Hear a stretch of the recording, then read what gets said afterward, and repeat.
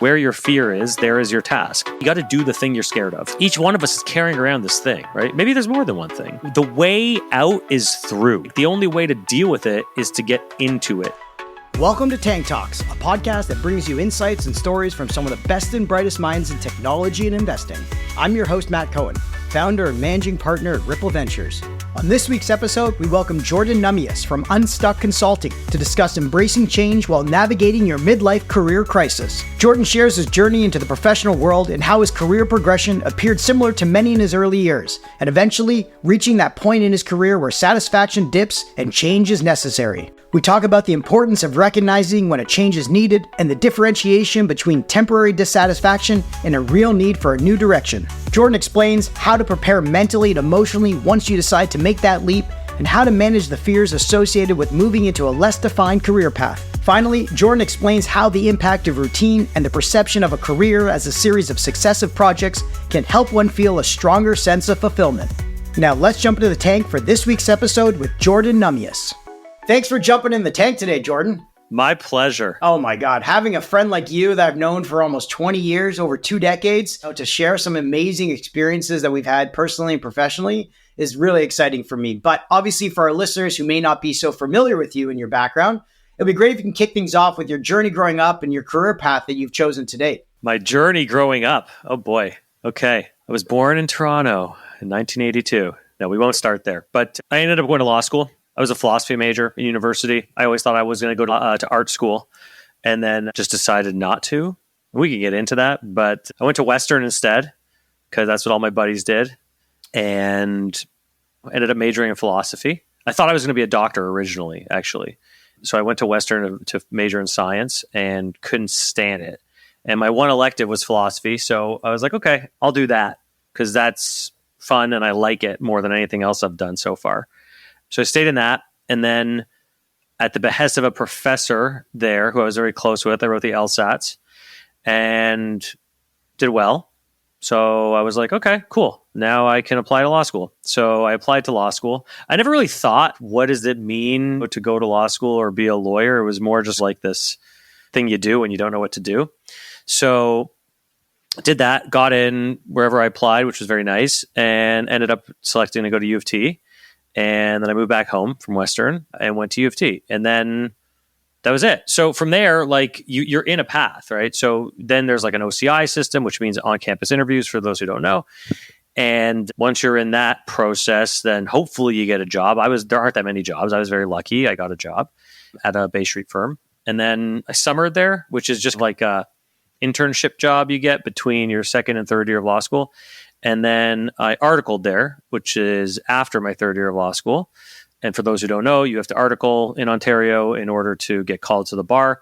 So then I did that, got called to the bar, did not get hired back at this firm, which was devastating at the time. I was really upset. It was like, oh boy, like I've been working on this for so long. And there was like this dream. It's like, you're like, okay, I'm on Bay Street. I'm going to become a partner. Then I'm going to be rich and everything's going to be easy and perfect. And I get to play squash. And none of that happened. And it was a huge blessing in disguise because it like forced me into some real stuff. And we can talk about that later. But from there, I took some time out. I taught yoga. And you know all this, but like I taught yoga. I photographed full time. I did a little bit of legal work on the side, but it was like pretty basic doc review stuff just to pay my bills. And then I decided to hang a shingle. And because my background was always in the arts, I was like, okay, if I'm going to hang a legal shingle and go out into this profession again, I need to do it in a way that's very authentic to me. So one, I need to be able to still teach yoga. I got to be able to still take pictures. I had started a film festival at the time, so I needed time for that too. And I was like, I got to be my own boss to do that. And it's got to be connected to something I care about, which is how I ended up doing film and TV work. So I just said, okay, that's what I'm doing. And people believed me. And then they started sending me work. And it started as like little things, like nothing files.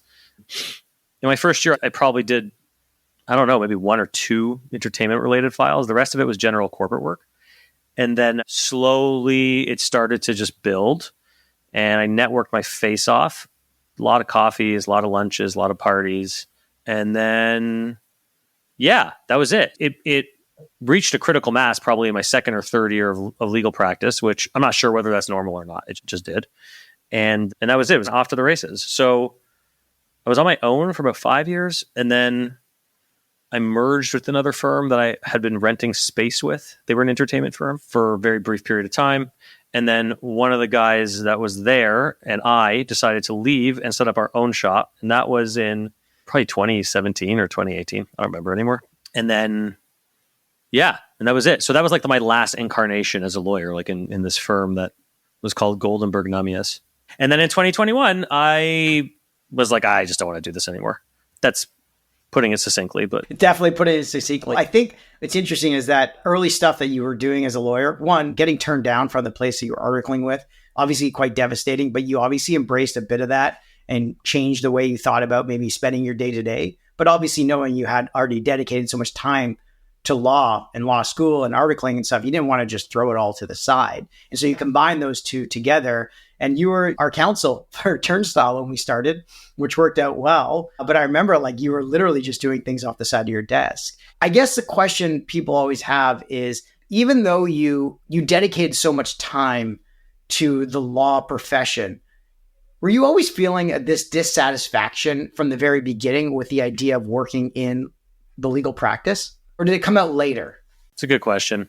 And no. So the yes part of it is that there was a tiny voice that was always there in law school. I told somebody else this story recently, in my first, the first month of law school, I remember calling my mom and just being like, this is the worst. Why did I do this? I'm going to quit and I'm going to go to art school. These are not my people. And then I decided not to do that. I decided to stay in law school because it was I'm here and who am I going to disappoint if I quit? And what's my life going to look like if I don't do this? And this is what I'm quote unquote supposed to do.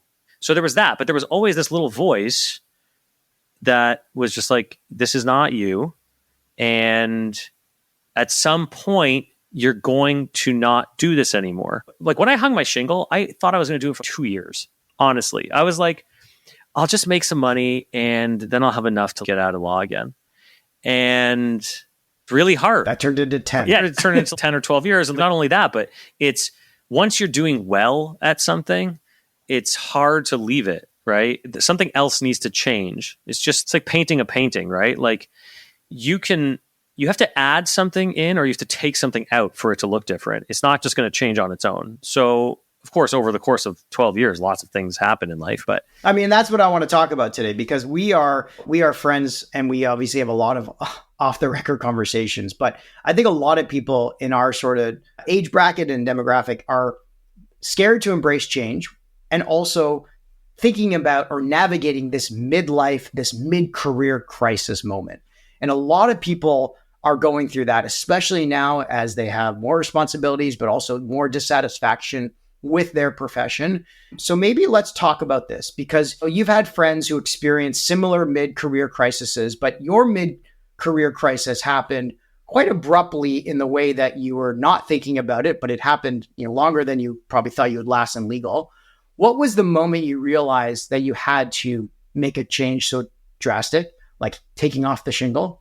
And what kind of questions were you talking about to yourself and your family and your friends who were maybe questioning why you were going through this? Can you share some stories about that decision?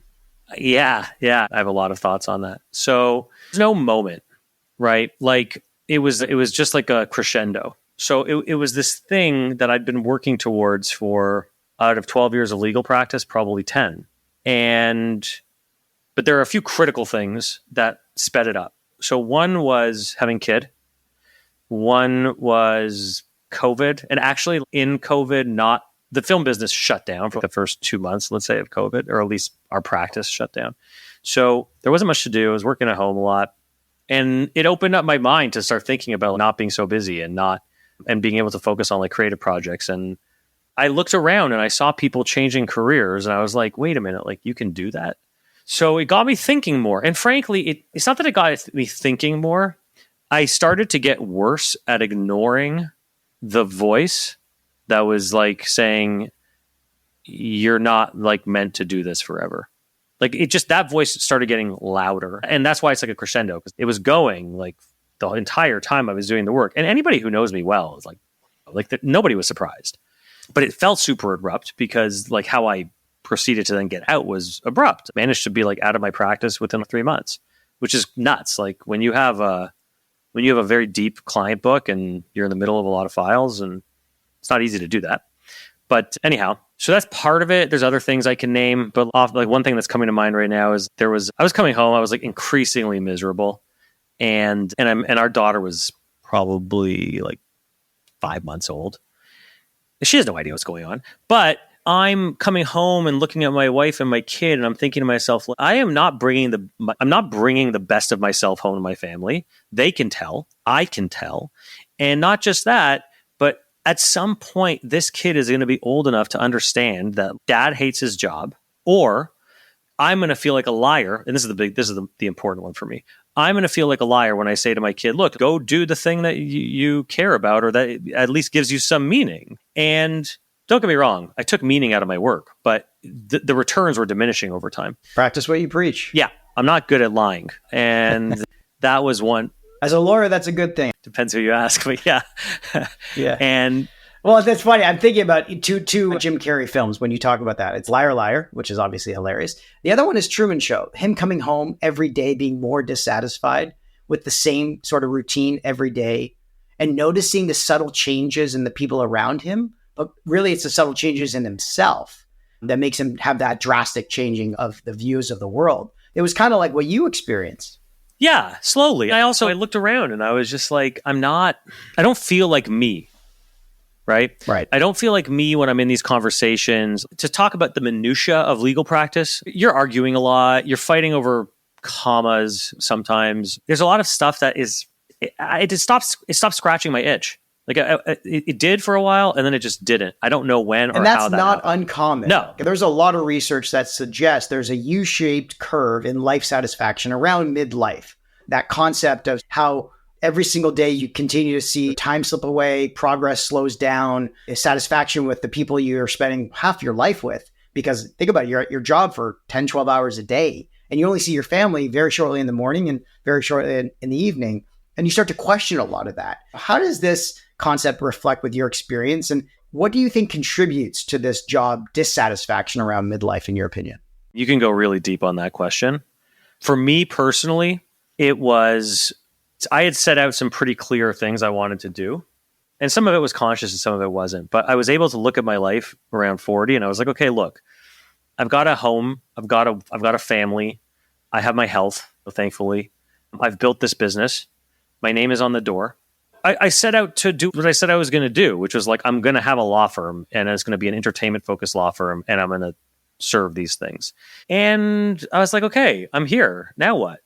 And I'm not saying that like I built this massive thing that's uber successful. It's okay, I scaled the mountain and now it's over. It's not that. But I knew that, okay, I've arrived where I said I was going to arrive, and now I don't know what to do. And it was boring.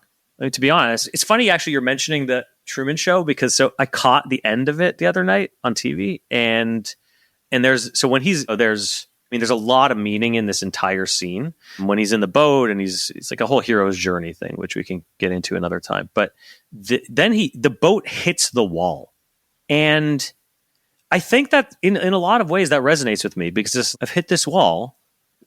I can't go back. I know that I've reached a limit. Exactly. There's a door. So he has to search, right, a little bit, and then he finds the door, and then he has to make this really big decision, which is, do I stay where I know things are going to be predictable, simple, easy, whatever the world is serving me? Or am I going to walk through this door and have zero idea what's going to happen? I'm not comparing myself to that. It's not as big of a deal as reaching the end of the earth. But yeah, I mean, it was like I hit a wall. I for sure hit a wall. I was absolutely super depressed. Hey, and you opened the door though, and you said, if I don't see you again, good afternoon, good evening, and good night. Yeah. But there were some big feelings, I'm sure. What feelings did you feel immediately after opening that door and stepping through the other side? And how did you prepare mentally and emotionally for that transition? Okay, the feeling was absolute terror, like sheer terror, which honestly I still have many days. How did I prepare? So mostly speaking with my wife, making sure that she was on board. fundamentally, like the people that matter most in this kind of conversation are, at least for me, my wife and my kids. So I had to make sure she was okay with it. I spoke to my parents about it a little bit. Once it was like, I have to do this. I have a few trusted advisors, let's call them, that I ran it by. There were a few clients who knew what I was going through, so I spoke to them about it. And then eventually, like I got the people in my office involved and started being like, okay, guys, look, like this is what I'm thinking of doing. But there was honestly, there's no preparation because, like, how do I put this? It's not like there are other lawyers I know who left their careers and they moonlighted with the second career while they were still practicing law. And this is probably the better way to do it than I did it. And then once that had a critical mass, they were like, or enough of a critical mass, or they were just like, I have to choose. Then they had a lily pad to jump to. I didn't have that. I'm not saying it's better or worse. I'm just saying I didn't have that. So for me, there was just a day I woke up where I was like, that's it. Today's the day. I know today's the day. I'm going to have a complete mental breakdown if I don't quit today. And you knew this was not a temporary dissatisfaction. It was a deep need for change. Oh, yeah. Some people may have this temporary dissatisfaction and they can fix it by, you're right, having these side hustles or side projects or finding creative outlets. But you knew this was more because you already had all those things going on. Yeah, we can speculate. Like, for instance, it could have just been crazy burnout. And if I would have just managed the burnout better or differently, then maybe I'd still be practicing. I don't know. I don't think so, personally. But do you think if you got fired, it would have made it easier? Well, I would have gotten a package, so that would have made it easier. Some people just need that final kick in the ass out the door for them to finally see the change. Yes and no. So, I mean, I couldn't have been fired in my circumstances, but hypothetically, if I was in a place where I could have been fired, then it makes it easy because I am not responsible for my decision in that case. That's the ease of it. The hard part, at least in my circumstance, and I think a lot of people who are in similar circumstances, is I need to make this decision. I'm only responsible for the decision I make. And there's nobody I can blame if this goes wrong, if I don't get where I want to be, or if I have to like come back with my tail between my legs. I've had that fear constantly. If this doesn't work out, am I going to go back to law?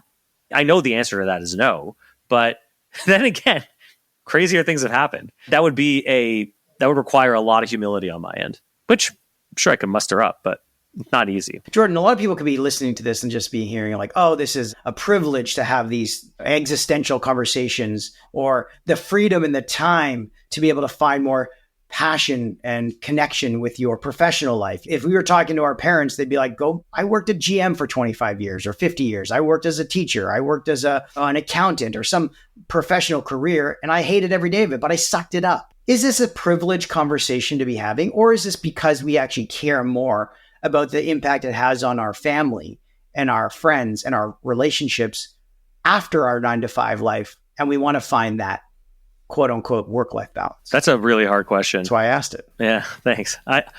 Look, first of all, if you think it's easy, come spend a day in my head, and trust me, it's not a privilege. Okay. But like, there is an element of privilege to it. Of course, I had to have been set up to be able to leave my legal practice. So I worked my face off for a long time to be able to do that without, by the way, squirreling away nuts with this plan of just departing one day. It wasn't like that. I was just like, just so happens I'm set up, I'll be okay for a limited time. I'm not forever. But the bigger privilege is that I'm surrounded by people that are supportive and caring. And there's like a net, right? Like I went and still do go. I'm a therapy junkie, and I needed a lot of therapy prior to getting out of law. And my therapist would always tell me, like, jump and the net will appear. And it's, what are you talking about? Jump out of the plane and the parachute will just come out your ass. Yeah, it's just going to grow out of your head and you'll be fine. And that's crazy talk. But then I have the privilege of seeing that the net is really like the web of people and like relationships that I have. Well, yeah, I am privileged in that sense. Right? Like, I'm not, and by the way, I don't advocate for people to quit your jobs or shut down your firms or quit your careers. That's just what I needed to do. Because of my own circumstances, I couldn't be fired. So the only way for me to get out of practice was to do that. There's no other way for me to get out of practice. And I looked at every other option, part-time, in-house, all that stuff. None of that was going to do it for me. So yeah, there's privilege involved. But there's also intellectual privilege. You had the intellectual self-awareness also to have these conversations externally, not just internally. And I think that is some of the biggest problems we have in today's tug of war, is that people are afraid to share these thoughts externally for fear of reprisal or disappointment, or just fear that what they're thinking is wrong. Where that is something I think where personally, I think therapy or role model or people who, like you, speak out loud about the trials and tribulations of making this decision did not end up without really a net underneath you eventually, that may give them the confidence to speak externally rather than just keeping them inside their head. And that's what I want to really hear you think about sharing, from what piece of feedback you received during your conversations or transitions that other people listening will really benefit from. The thing that helped me the most in terms of hearing from people was just like, you're not crazy. That's really important. Yeah. This is healthy. This is normal. This is okay. Actually, it's not about healthy, normal. It's none of that, right? It's just, it's okay. It's okay to have thoughts. It's okay to have fantasies. It's okay for you to not like what you're doing. And accepting that was the hardest part.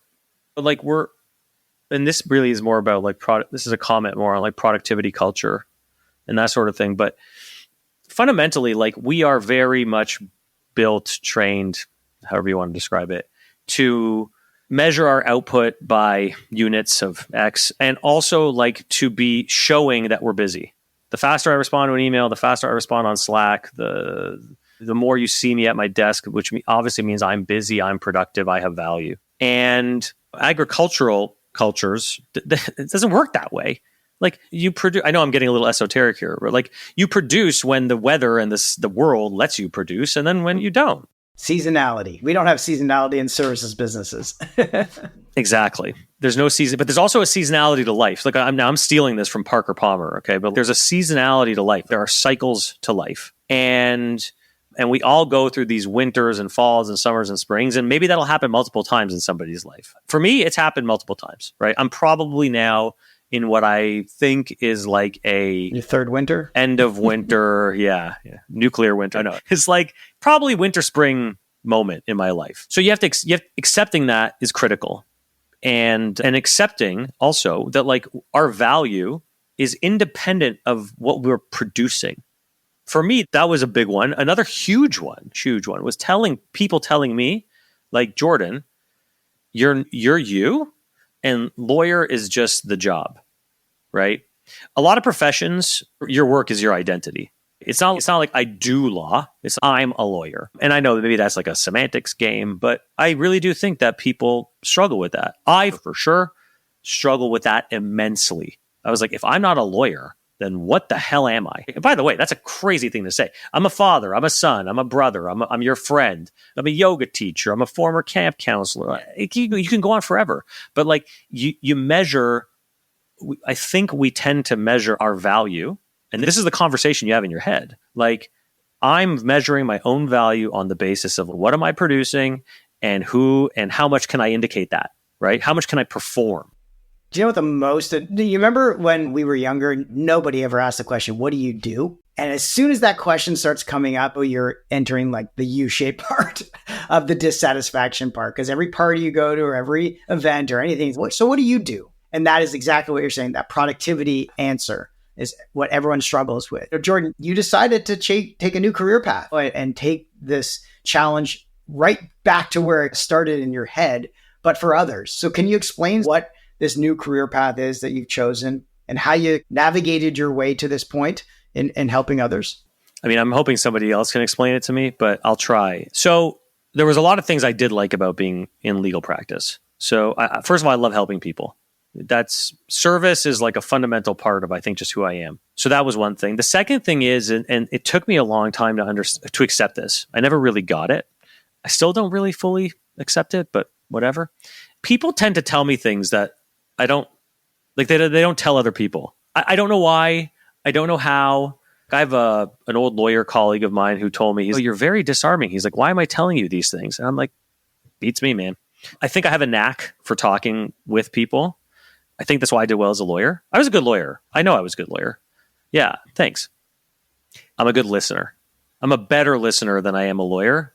I'm definitely a better listener than I am a speaker to anybody who's tuned into this podcast right now, because I'm just babbling on and on here. But I'm a good listener, and that makes it easy to understand people. And it also makes it easy to be compassionate with people when they are trying to navigate challenges in life.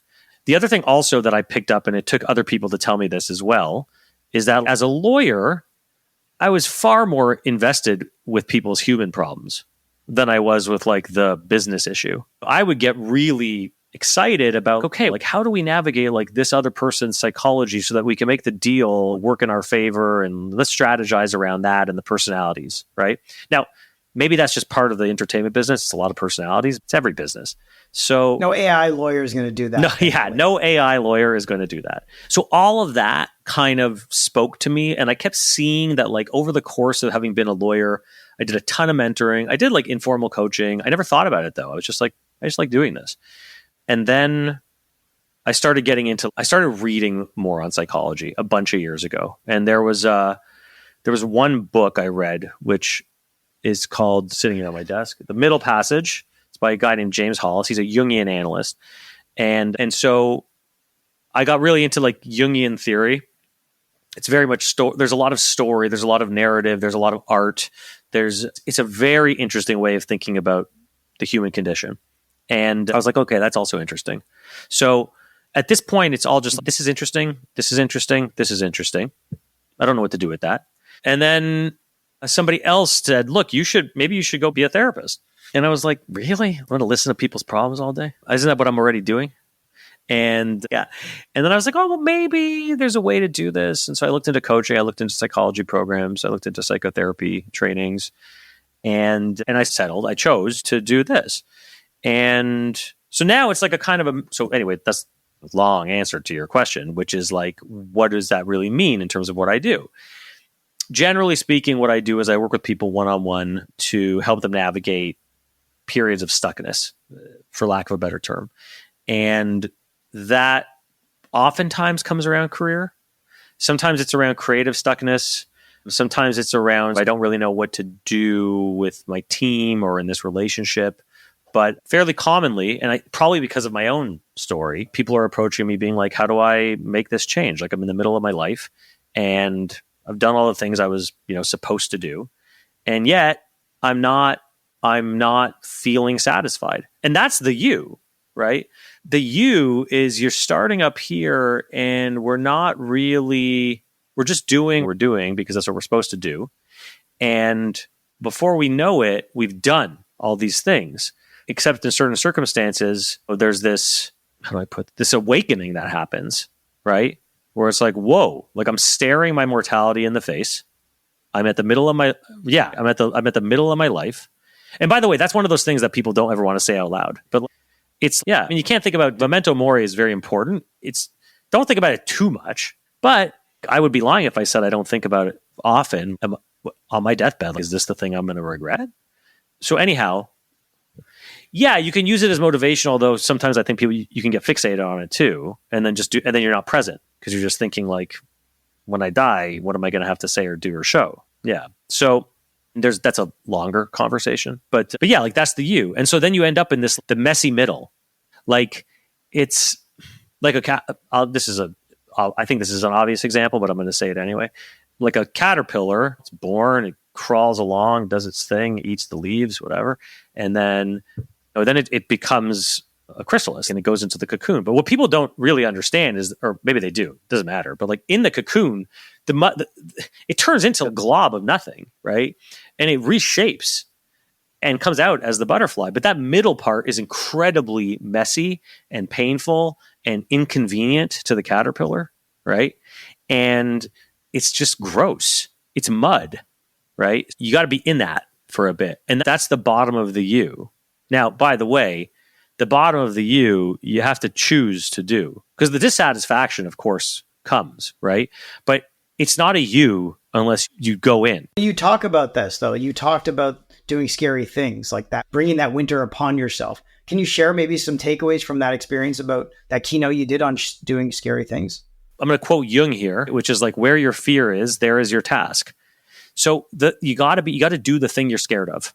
I think I've been good at that most of my life. I can tell you one time I was not good at it. Running through my legal career all those years and doing a lot of scary things in my legal career, like pitching big clients and entering big deals and whatever. But the scariest thing I could have done was leave all that time. And I didn't until it got so overwhelming that I had to. So now to go back to your question, right? What is a big takeaway? It's that. Or another way to put it is you have to go into your wound. So like each one of us and Jung uses the term wound. We don't have to use that. You can call it your vulnerability. You can call it your fear, whatever. Each one of us is carrying around this thing, right? Maybe there's more than one thing, but the way out is through, right? So you have to go into it. And the only way to deal with it is to get into it. So to go back to the U-shaped thing, I know I'm all over the place here, but to go back to the U-shaped thing, if you're up here at your younger life and you're approaching midlife and you're starting to go to the U, unless you go into it, there's no other side of the U. You just keep going down. And to shorten the bottom of the concavity of the U is to make it a V. Exactly. Accept it, like head right into it and then just bounce out. And then bounce back. Yeah. Now, by the way, sometimes that U is like I don't know what shape this is, but it's a wide U, let's call it. And for some people, it's a V. And there's a confluence of a million factors that will affect that. How do you think about the regret, though, that people have and getting over that regret of mistakes they made in their career or their past in order to appreciate the life they still have in front of them and the career they can still build in front of them? Because I think that's something people also get really stuck in the mud on. Yeah, it's hard. But the opposite for regret is like gratitude. You'll be thankful for what you had, even if it's not what you're doing. I can only speak for myself, but I often look back on my career and I don't regret any of it. I regret maybe certain decisions I made, and even then I don't, because I didn't necessarily. I liked my legal career until I didn't. Right? I had a lot of good times. It gave me great opportunities. I made great relationships.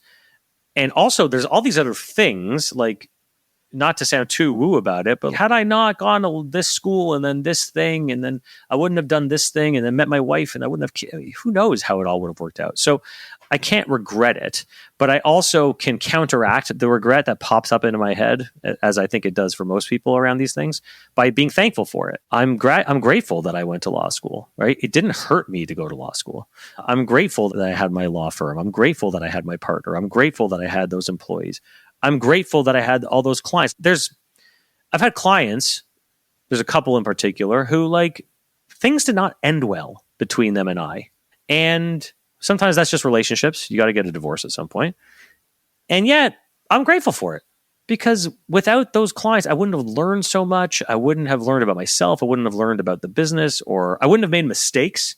You need to make mistakes to improve. So yeah, I'm thankful for all that stuff. Is that hard to do? Yeah, it's really hard to be thankful for things, especially when there's the ghost of resentment that's simmering and stewing and hovering around. But I don't know. I don't know what the alternative is, to just be resentful and miserable. Yeah, that's exactly the answer. Is you're just never going to progress. You're never going to take those learnings and just sit in a mud pit of regret. But I want to hear how you talk to somebody who's feeling the monotony and feeling stuck in their mid-career crisis, and how you use the idea and the impact of routine and the perception of as a career as a kind of a series of successive projects, and how you build in that sense of fulfillment. Because you did that very well, even while you were a lawyer with multiple projects on the go. How can other people do that? So to answer the first part of your question, mostly how I work with people, or what I'm curious about, is how they're feeling. And that comes in a bunch of different ways. Like, how are you feeling emotionally? How are you feeling physically? What's your inner life like? What kind of thoughts are you having? So you're trying to capture the wholeness of a person, and then relate it to whatever the issue is at hand. So let's say it's a mid-career, midlife type stagnation. Well, from there, then it's a question of, what are you doing to change it? And fundamentally, people I work with, they're the only ones that have the answers.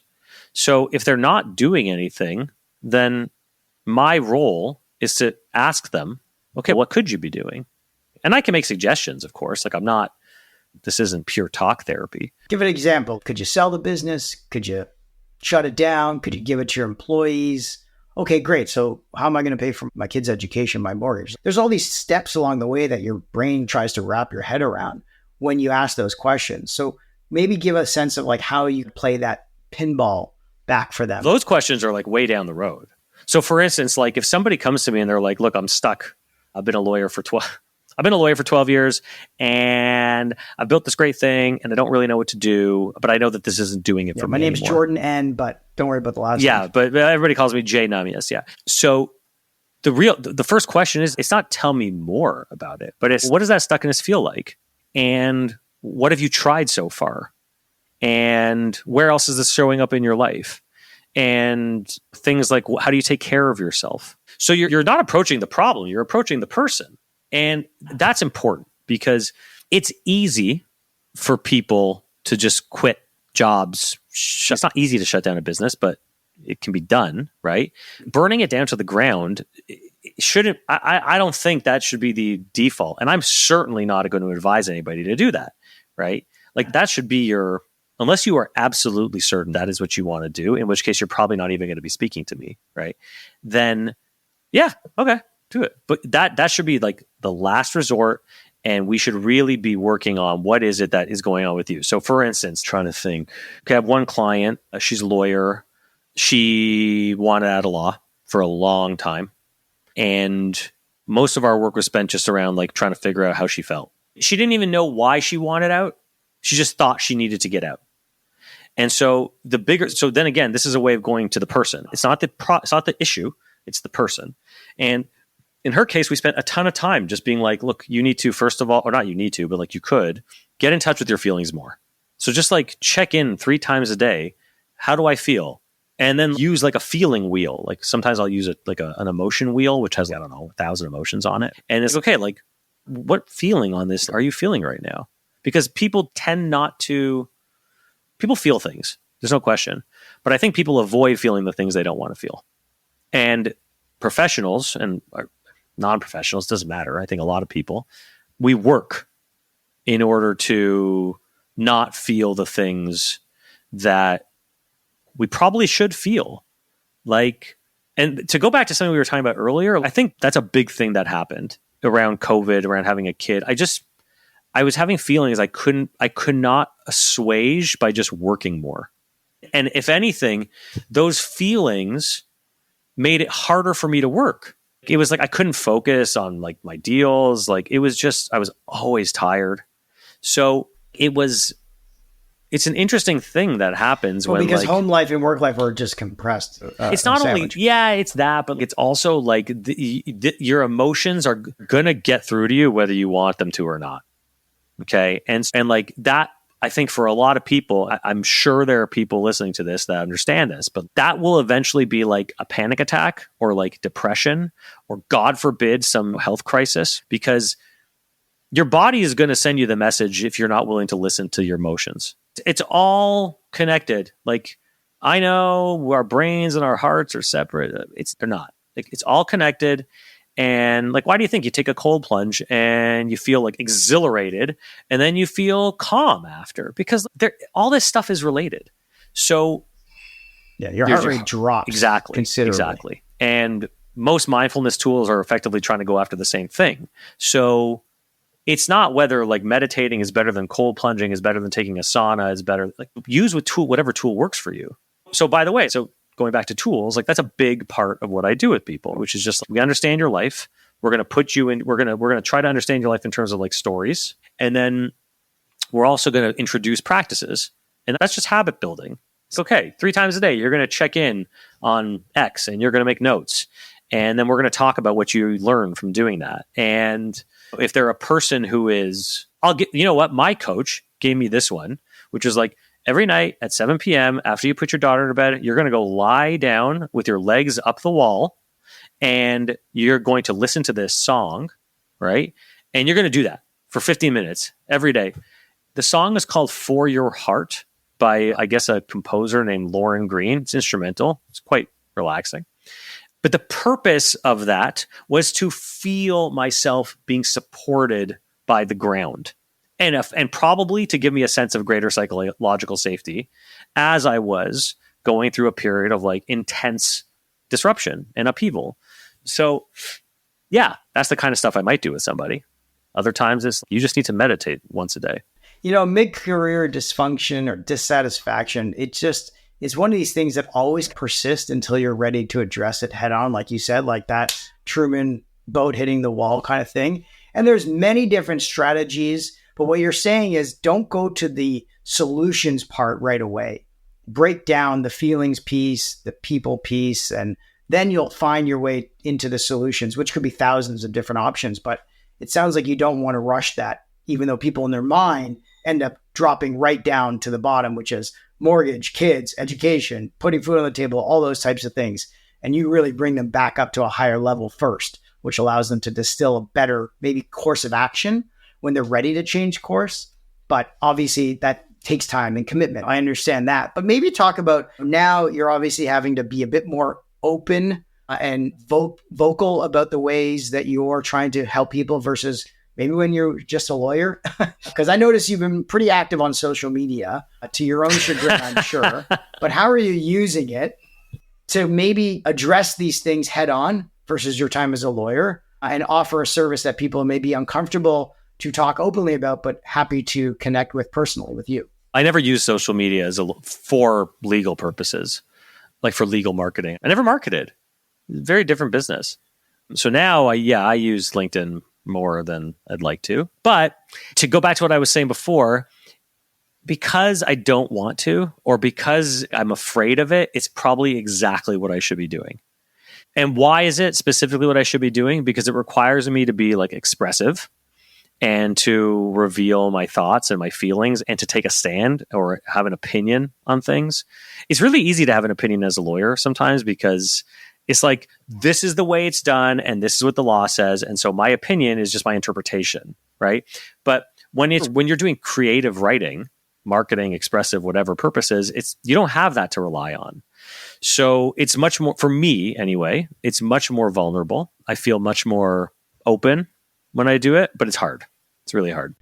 You're doing a great job. Thanks. You've helped me in that regard. So thank you. You are obviously taking on a lot of big challenges with your new career. What's next for your career ahead? And what can people do to get in touch with you? What's next is just more one-on-one clients, more teamwork, and more speaking. I love speaking. So I've done a few speaking things lately. And you were in New York recently. How'd that go? It was good. It was scary. And I did it. And I feel better for having done it. But yeah, it was a lot of fun. And you'll understand this, but it's like running evening program at camp.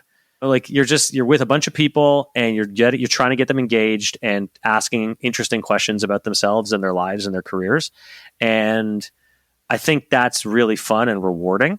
So yeah, I'd love to do more of that. And other than that, people can find me at my website. It's jordannahmias.com. Nahmias is the last name. Not an easy one. Matt will put that in the show notes. And your name is pretty unique. Unstuck Consulting, I think, is a great name for exactly what you're focusing on. Before we wrap things up, we always ask our guests for their fast favorites. So first off, your favorite podcast. Making Sense by Sam Harris. Fantastic. Favorite newsletter or blog? The Imperfectionist by Oliver Burkeman. What's that about? So he's an interesting writer. His writing started around sleep and then productivity, and then he became this anti-productivity guy. So now his writing is largely around like how to work in a way that feels purposeful and meaningful. He wrote a great book that came out last year or 2 years ago called 4,000 Weeks, which is the average human lifespan. So yeah, anyway, highly recommend, 10 out of 10. Very cool. Definitely checking that out. Next is your favorite tech gadget. Oh, this teleprompter I'm speaking to you on right now. I've seen it. It is incredible. Tell us a bit about it. How'd you set it up? I have an SLR that sits behind the teleprompter. That's my webcam. And then the teleprompter itself is just like an angled mirror, which reflects an image coming off of an iPad that sits just below it.